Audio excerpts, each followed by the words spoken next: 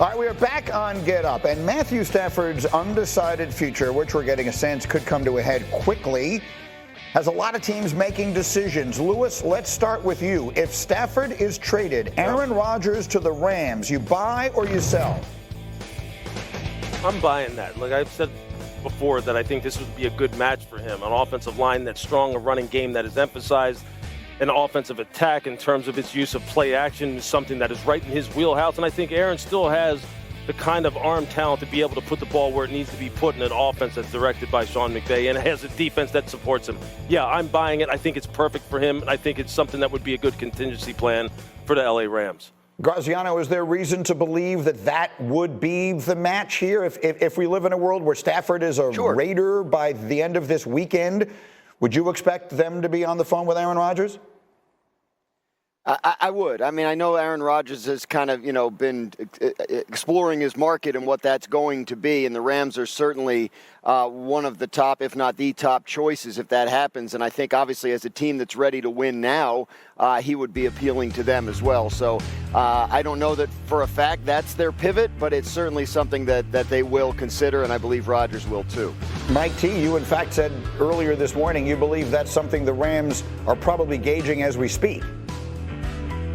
Greeny, you have to, before you walk away from Matt Stafford, who, as Lewis alluded to earlier, may be a first-ballot Hall of Fame quarterback, what is your alternative? You are in a win-now mode. You have a lot of great young defensive players on rookie contracts. You need to know your alternative before you call the Raiders back or the Giants back. That is job number one for the Rams. What exactly is Aaron Rodgers' price tag? And one would, while we don't know exactly what it would be, we would assume it's substantially less than what Matthew Stafford is looking to get in a new deal here. So I don't know, Lewis, I guess I'll put it to you as quickly or as succinctly as I can. If you swap out Aaron Rodgers for Matthew Stafford, are the Rams a Super Bowl contender next year? Look, there's no question it's a drop-off, okay? Aaron Rodgers is not as good as Matthew Stafford. There aren't many quarterbacks that are as good as Matthew Stafford. I think, obviously, their margin for error, it kind of gets even narrower with Aaron Rodgers because he can't make the kind of throws that Matthew can make. I think it all depends upon how they continue to strengthen this football team and how it continues to progress in 2025 in terms of do the defensive players take another step up? Does the offensive weaponry continue to evolve? Does the offense remain as explosive as it was a year ago? Look, I think they're going to be right there. I think they're, excellently coached. I think they have great fundamental pillars that are already existent on this roster. So, yeah, I think they're, without a doubt, they're a playoff team. Are they a Super Bowl contender? Look, we know how all that stuff can vary from game to game, week to week, but I think they'll be right there for sure. This is going to be a fascinating one to watch. Let me go to the next one here. Graziano, I'll go to you. Sam Darnold re-signing in Minnesota. You buy or you sell? I'm selling this from the Vikings standpoint. I mean, they drafted J.J. McCarthy in the top 10 last year. He is their quarterback of the future. At some point, he's going to have to play, and they've really kind of constructed their roster plan around this idea that they're going to have a starting quarterback on a rookie contract. It's part of the reason they're able to give Justin Jefferson the contract that he got. The part of the reason they were able to do the work they did last year in free agency. So I think their plan has been to go to J.J. McCarthy, and I think it probably at this point should be. You agree with that, Lewis?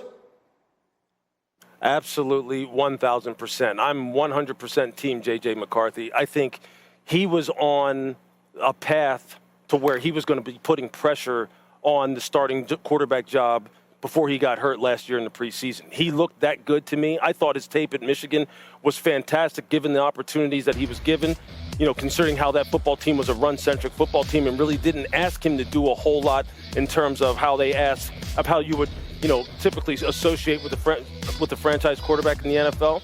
I think 2025 is his year. I think they are uniquely set up to bring along a guy like this in terms of the coaching staff, the people that they have in place to already support him, and then the weaponry that they have to support him on the outside.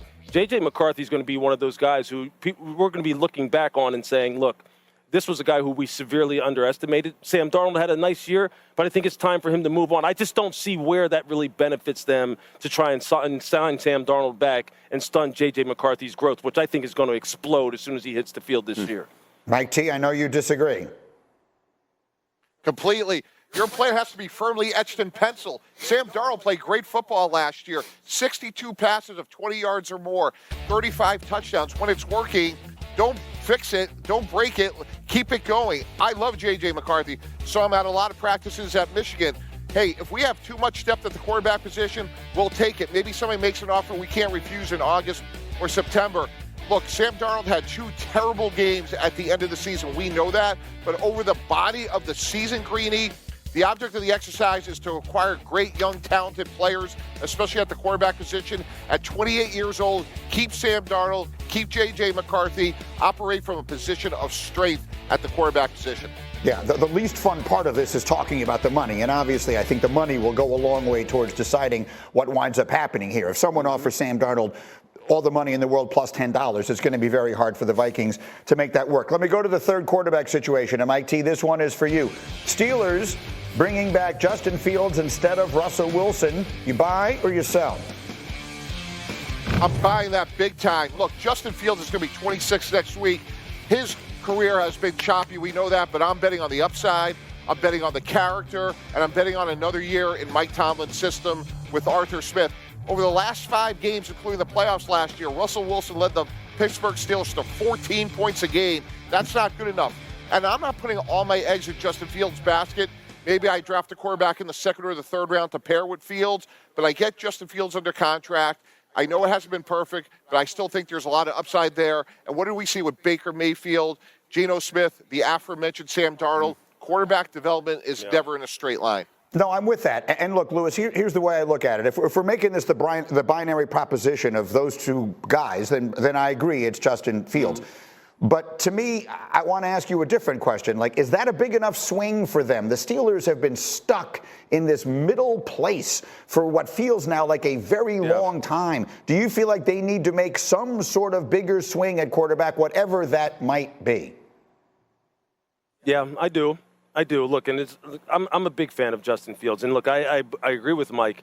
We have seen in recent history that quarterbacks can make late career jumps. And although Justin Fields isn't that late in his career, it's all about fit. It's all about timing. Sometimes things just click with people at certain places, and you sit there and you go, where was this the first 2, 3, 4 years of his career? And maybe that happens with Justin. I know Arthur Smith is a big fan of his. And I know there's going to be people out there who kind of sit there and say, hey, look, this is a guy who's had plenty of opportunity to kind of take that leap, take that next step in his career arc, and really show that he is a number 1 quarterback that can lead a team to the playoffs and win playoff games, and he hasn't done it. That may be the case. We will see, because there's no perfect answer to this, but I for sure think that Pittsburgh needs to make a move at quarterback that really does catapult them into the real discussion of, are they a Super Bowl contender? Because right now, even with Justin, I wouldn't bet on the fact that they are a true Super Bowl contender in the AFC with him at quarterback this year. I think there's something else that needs to be done at that position, whatever that may be. Like Matthew Stafford, although I don't think that obviously this team is in the running to get him. Right.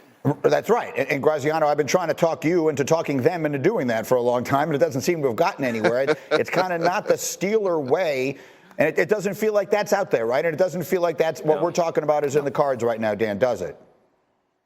No, it feels like they're talking to Justin Fields and Russell Wilson, and we'll end up with one of them, and it could depend in large part on what the deal is, right? Which deal is better for them. And people will say, well, it shouldn't come down to that. But one of the things I push back on with the Steelers is this concept that they are like a Matthew Stafford away. They have other work to do on their roster. They need help at the wide receiver position. They need help at running back. They need help on the offensive line. The defense is getting a little older. One of the Steelers' problems is their refusal to accept the concept of a rebuild. They kind of want to retool on the fly, but I think at this point they have more work to do on the roster than just get a quarterback and now we're a Super Bowl team. And, you know, Greeny, if I could just jump in and just say this real quick. Look, Go ahead, Lewis, real quick, go.